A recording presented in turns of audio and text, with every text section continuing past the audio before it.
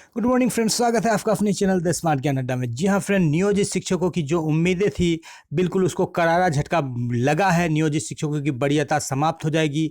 बात हो रही है बीपीएससी के परीक्षा की। जी हाँ फ्रेंड, बीपीएससी की परीक्षा जिसके द्वारा राज्यकर्मी का दर्जा दिया जा रहा है, नहीं मिला। जी हाँ फ्रेंड, नहीं मिला, बिल्कुल नहीं मिला है वेतन संरक्षण का लाभ और सेवा निरंतरता का लाभ। क्या कुछ है इस अंक में देख लेते हैं। सीधे चलते हैं अगले स्लाइड पर और देख लेते हैं क्या कुछ है इस अंक में। जैसा कि पूर्व में कयास लगाया गया था कि नियोजित शिक्षकों को वेतन संरक्षण का लाभ मिलेगा, और पूर्व में जो शिक्षक चाहे प्राथमिक से अपर प्राथमिक में या प्राथमिक से उच्च माध्यमिक या माध्यमिक में जा रहे थे तो उनके लिए पत्र निकाला गया था जिसमें सेवा निरंतरता के साथ वेतन संरक्षण का लाभ दिया गया था। यहाँ भी यही कयास लगाया गया था कि राज्यकर्मी का दर्जा मिलने वाले शिक्षकों को जो है वेतन संरक्षण का लाभ मिलेगा। 8 से 10 हज़ार की सैलरी में बढ़ोतरी होगी, लेकिन बात यहाँ पर उलट हो गई।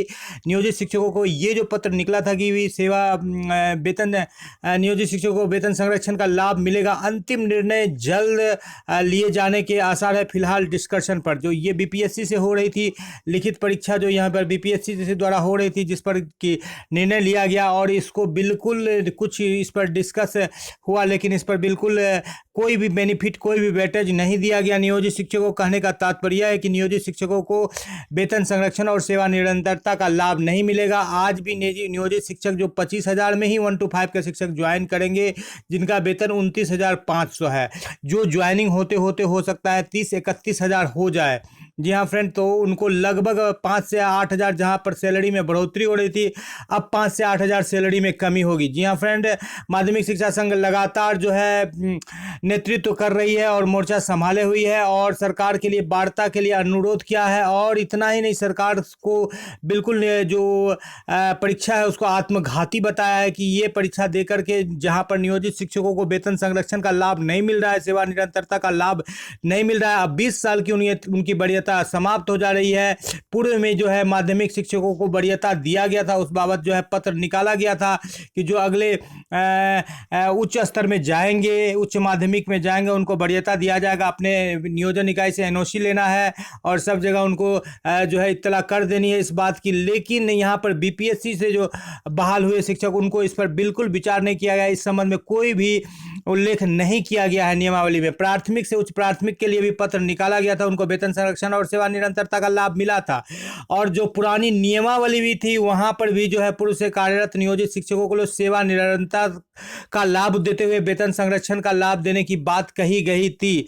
लेकिन ये बीपीएससी जो है बिल्कुल नियोजित शिक्षकों के साथ कहा जाए कि धोखा कर रही है, तो कहीं कोई कमी नहीं होगी, कहीं कोई गलती नहीं होगी। और ये कहा जाए कि नियोजित शिक्षकों को मजबूर कर रही है कि वो उस परीक्षा का बहिष्कार करे, क्योंकि इस परीक्षा को देने के बाद नियोजित शिक्षकों के वेतन में कम से कम 8 से 10 हज़ार की कमी आएगी। जो बढ़ोतरी वेतन संरक्षण का लाभ मिलता तो बढ़ोतरी होती, तो 8 से 10 हज़ार की कमी आएगी। और जहाँ पर आपको ईपीएफ के जगह पर एनपीएस मिल रहा है, तो एनपीएस भी बहुत बढ़िया कोई पेंशन योजना नहीं है। एनपीएस के लोग भी ओपीएस के लिए लगातार जो है संघर्षरत है।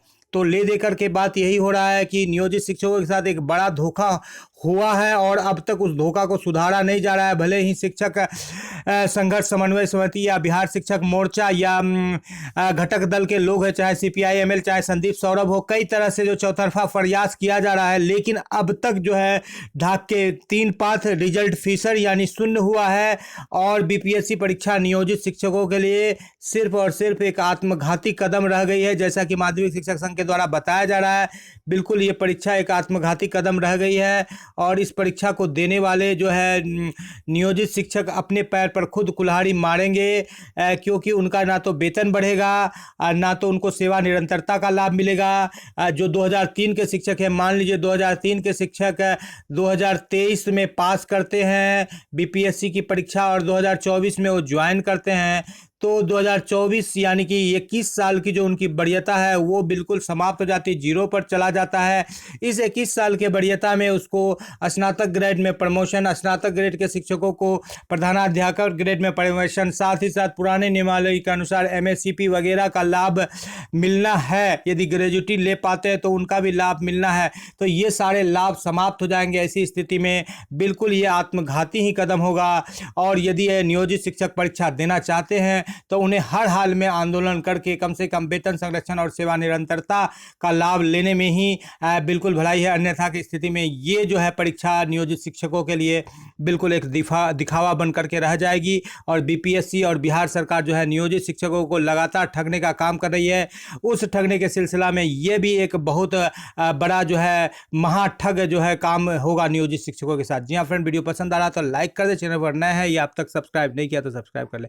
द स्मार्ट ज्ञान अड्डा आपका अपना चैनल साथी जो आपके उज्जवल भविष्य की कामना करता है।